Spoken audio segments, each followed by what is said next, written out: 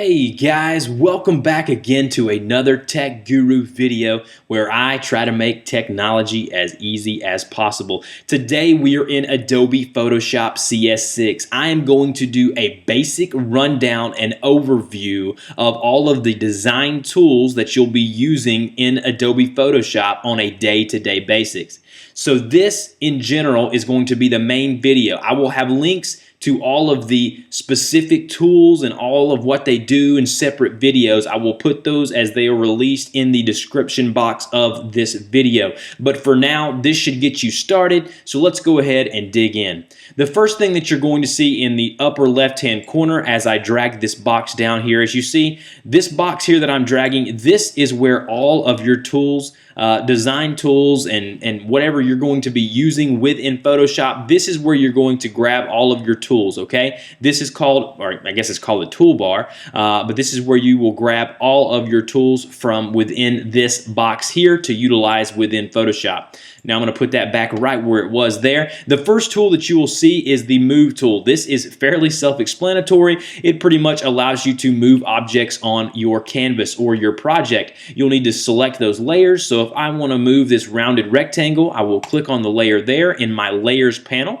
And I will click on that and I can move that around. Again, you'll need to select the layer within the Layers panel here.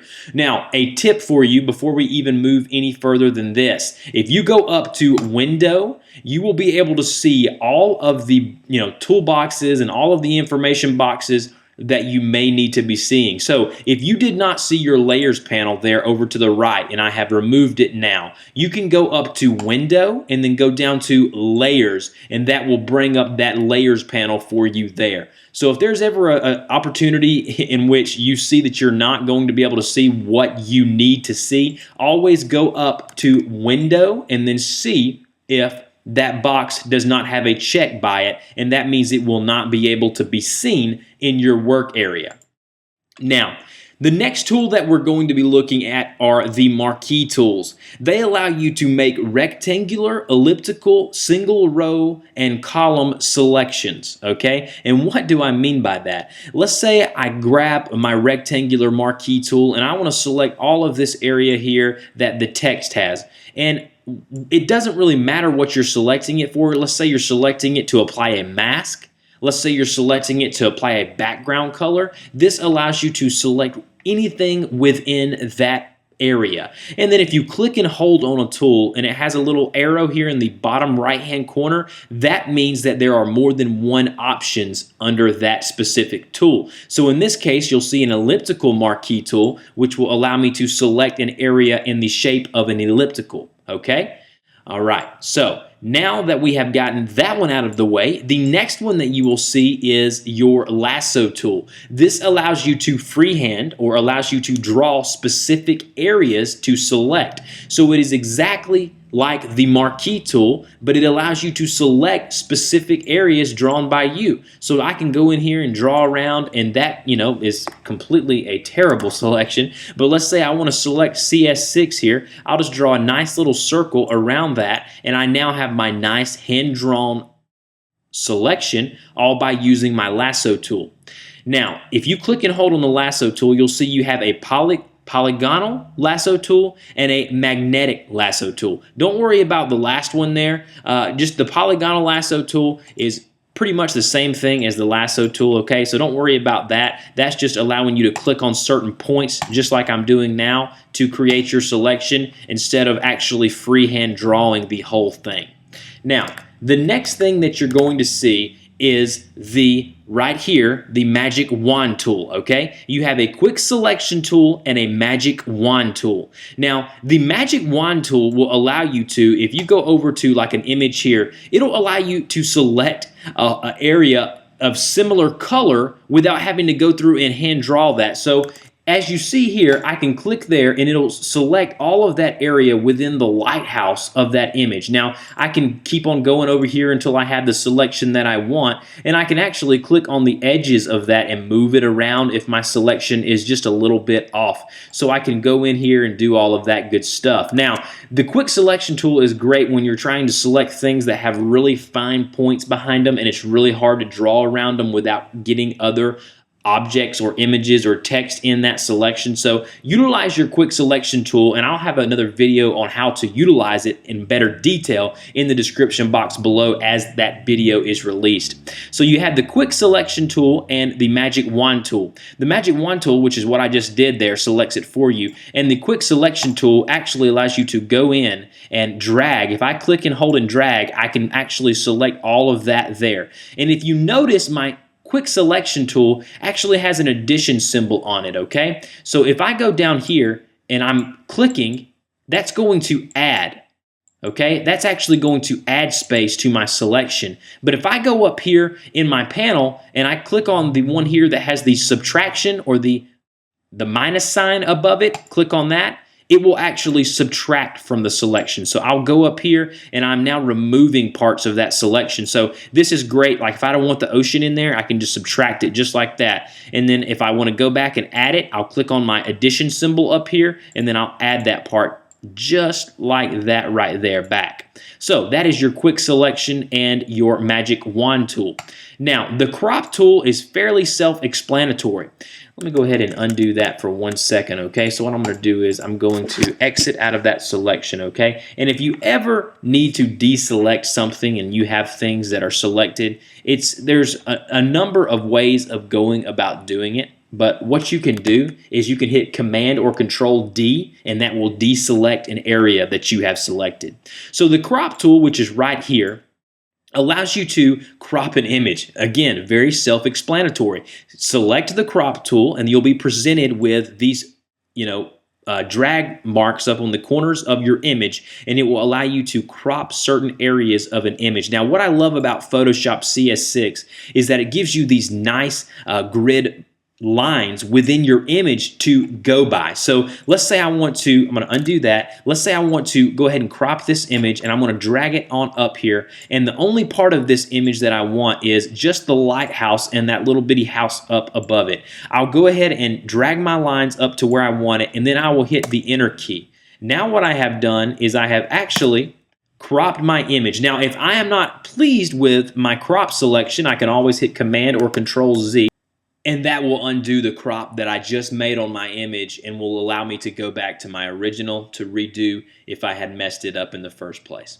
The next tool that we're going to look at is the Eyedropper tool. Actually, let's go up here to the crop tool. If you hold down on the crop tool, you'll see a few other tools here that I'm going to go over briefly. The perspective crop tool. Now, this will allow you to crop certain areas to make the perspective of an image, okay? So it'll allow you to say, well, that looks further away or closer to me, and you can click and hold this and drag it to be where you want it to be. And this is just another version of the crop tool that's a little more advanced, but again, it just allows you to cut and, your image into a smaller form of the original. So that again is by holding down on the crop tool over here, and then the slice tool will actually allow you to do fairly what the crop tool does. It slices parts of the image out here, so I'm not going to crop that there, but it will allow you to go up here and slice certain areas of an image out, okay? So it'll allow you to select those images and then actually cut certain parts of those images out, okay? That's just the slice tool.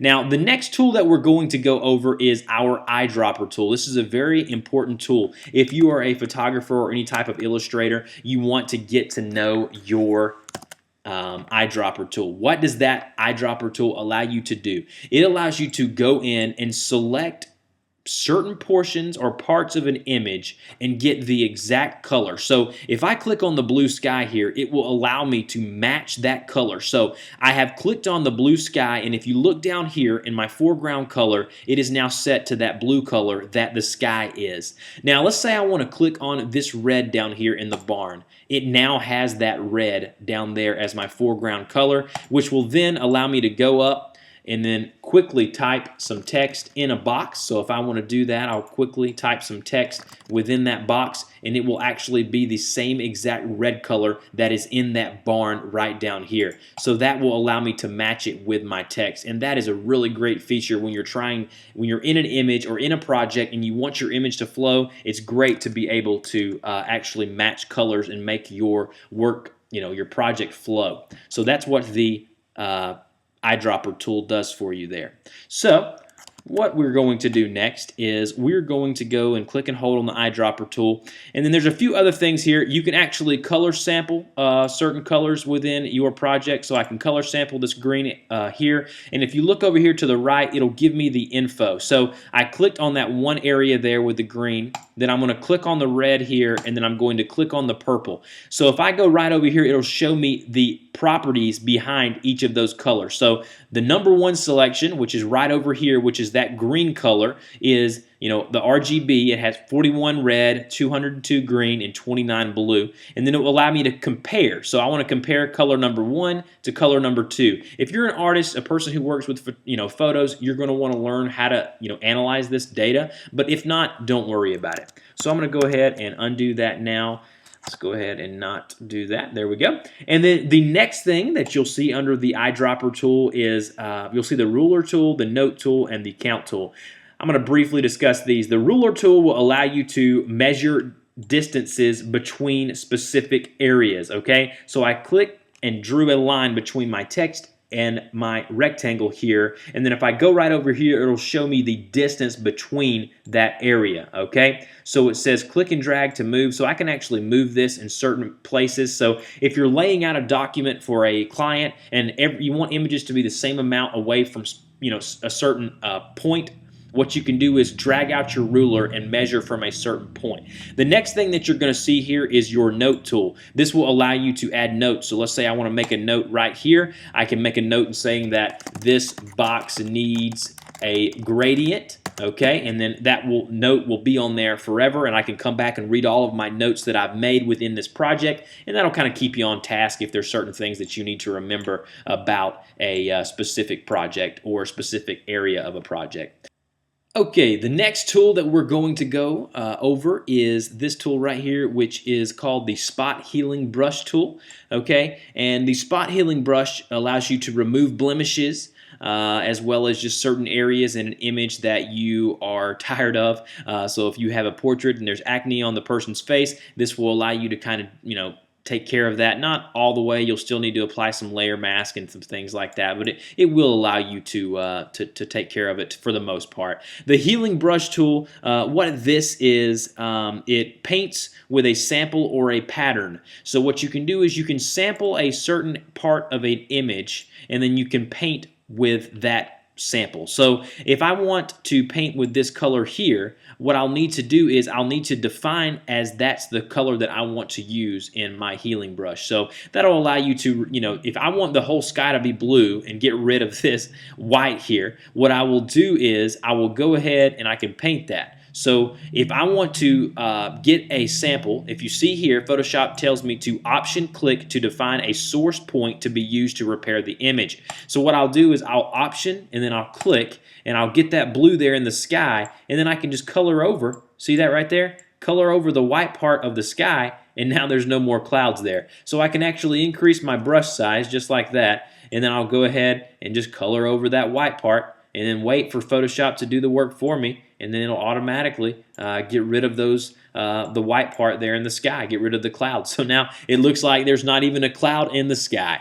So that again is your Healing Brush tool. Underneath that you'll see your Patch tool. Don't worry about that right now. Content Aware Move tool and your Red Eye tool. That's going to be the next tool that we go over. This is very self-explanatory. When you take those images of you and your family and you want to post them on Facebook and you can't because they've got little demon eyes, okay? What you need to do is grab your Red Eye tool, which is right here, okay? The shortcut key for that is, I'm trying to see what that is. The shortcut key is J for that tool. Grab that tool, go to where the image is, take the crosshairs of this tool, which is right here, and click right on the center of the pupil where the redness is in the eye, and this will completely remove the red eye from your images. Oh, it's a wonderful effect. I'll put a link to the video that I have on this tool right here in this section of the video and in the description box. The next thing that we're going to see here is our paintbrush, pencil tool, and a few other tools there. The brush tool is again very self-explanatory. It allows you to brush certain strokes onto an image. So as you see here, I actually brushed a nice green stroke on my image there, and that's again the paintbrush tool. There's a bunch of different ways to edit the size of your brush tool. You can hit the bracket keys on your keyboard. If you hit the right bracket, it'll increase it. If you hit the left bracket, it will decrease the size. Go up here to the mode. You can change the mode to soft light, overlay, any of the modes you can apply to your layers. You can also apply to your brush as well. You can change the opacity. You can change the actual brush, what the brush is. So I can go in here and change a brush to this nice little speckle brush. And if you see here, it'll show me a preview of what the brush would look like in real life, which is an awesome, awesome feature. In order to change your brush, just go right up here and click on the down arrow in the top left-hand corner. And then you can change the size up here as well. And then scroll down and you'll see all of these different options of brushes. And you can actually download new brushes. And I'll put a link on how to do that in the description box as well. And then click on the brush you want and then go over here and start painting away until your heart is content. And because I have done this, I'm going to go ahead and move on to another tool called, it's the eraser tool. And again, that allows you to go in here and erase areas, okay? So if you notice there, that erased all the way back to the transparent background, okay? That did not erase it back to my image. So that's not what I wanted to do. I wanted to erase it, and then I wanted my image to come back. And if I wanted to do that, I should have made this my background layer, but I've already change that around. So the eraser tool will allow you to erase specific parts of images, and as you see here now, it's erasing it all the way back to the transparent side of my canvas, which is not what I wanted, but again, that's a good time for me to show you guys what I have done wrong there. So the next tool is the pencil tool. This will again allow you to draw on your canvas. So what you'll need to do is go ahead and select your pencil tool, okay, by going up here and holding down on the brush tool and selecting the pencil tool. And this will allow you to write on your canvas, okay? So this is a great way of drawing nice, straight, more jagged lines than, say, the paintbrush tool will allow you to do. The next thing you see here is your clone stamp tool and your pattern stamp tool. Now, these tools allow you to take certain patterns and repeatedly put them on your canvas or your project. So if you have a pattern that you really like and you want to continue using it repeatedly in your canvas or your project, click on the clone stamp or pattern stamp tool, and I'll do more detailed videos on those in the future, show you how to use those, but essentially allows you to take patterns and use them over and over again to create the desired effect. The next thing that you're going to see here is your history brush tool and your art history brush tool. These two things again just allow you to see kind of what you've already done, okay? So the next thing here you'll see is your eraser tool, your background eraser tool, and the magic eraser tool. I've already talked about the eraser tool. Pretty much that just erases what you've done here on the canvas. So if I go and select on my rounded rectangle and then I grab my eraser tool, I can go in here and erase that, okay? But I'm not going to do that because I may need that for future reference here in the video.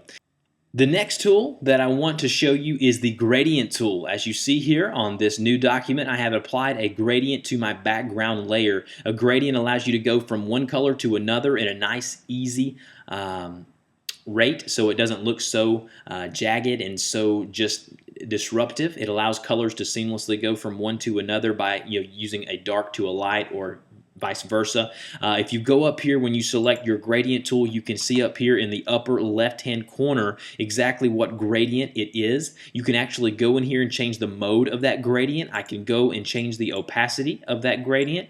I can go up here and I can actually change the type of gradient that it is. If it is a linear gradient, that will go from left to right or up and down. If it's a radial gradient, which is this right here, it will go from the center out, okay? So that's just a few different types of gradients. You can apply gradients to text, to images, to certain objects in your project. So gradients are an amazing way to really make your project stand out. The next tool that I want to show you is the Paint Bucket tool. For those of you who have ever used Paint, the old Microsoft Paint, it really is similar to that in that you can paint large sections of your illustrations or your objects within Photoshop a certain color by going and selecting a color you want and then clicking within those objects. The next few tools that I'm going to show you are located right here under your gradient tool, and the first one is called the blur tool. Now this tool, as you can see here in this image, there's a few hard edges on the light tower here. So if I go in through here and I click and hold with my blur tool, it'll actually smooth out some of those hard edges there on the light tower there, which is not what I would want to do, but I'm just explaining and showing you how to use the blur tool. It blurs the hard edges in an image, and it softens things up a little bit. The next tool that you're going to use would be your sharpen tool, and this does the exact opposite. The sharpen tool actually sharpens the soft edges in an image. So I can go up through here and I can use my sharpen tool, and it'll actually bring those hard edges back. The next tool is the smudge tool. It looks like someone's putting down their finger smudging something there. That's the icon. It is the smudge tool. The smudge tool, it smudges areas of an image. That's pretty self-explanatory. Again, it takes certain parts of an image, as you see there, and it mixes up. So I've smudged the ocean and the sky. I'm going to go ahead and undo that now. So I can go in here and I can smudge this area, and it just kind of adds certain effects. And you can, again, take down the intensity of that brush, and it won't look so intense. Again, you can adjust the mode as you can with any brush, as well as the size and hardness. The next thing that I want to show you is the dodge tool. Now, the dodge tool will lighten up areas. So if I go down here within the ocean here, I'm going to click, and as you see, the ocean down here in this image is getting lighter, okay? So that is by using my dodge tool, okay? Now the burn tool, which I will click and hold right here and then select my burn tool, will actually do the complete opposite. I will click and hold here and it will actually darken areas of an image. So this is a great quick way to go in images and just kind of play around with them, edit them, and go in and just darken or lighten certain parts of an image to see if it'll turn out better. The next tool you'll see here is called the sponge tool. It actually changes the color saturation of an area. So if I click and hold right here, it'll you can't really tell it too much from the video here, but it changes the color saturation of a certain area, okay? And that's done by using the sponge tool. And if I go up here, the mode is automatically set to desaturate. I can saturate and then click on here, and it'll actually lighten up a little bit because of the saturation will go up instead of down. So that is the sponge tool. The next tool that I'm going to be showing you is the pen tool. I have a video on how to use the pen tool. I'll put it in the description box below. I'm going to be covering just the pen tool and then the add and delete anchor point tools. So the pen tool actually allows you to draw nice, smooth, and rounded images. Okay, so the pen tool will allow you to click in one area and then click again, and you can actually add curves to your images. So this is how you illustrate within Illustrator or Photoshop. You can actually draw your images solely with the pen tool. So if I keep clicking and dragging, I'll eventually have a nice closed out image. And as with any tool within Photoshop, I can go up here to the top and I can look at my settings and I can change those. And I'm not going to get too much into those, but this will just allow you to change the thickness of the stroke, the way your points are, and different things such as that within the pen tool.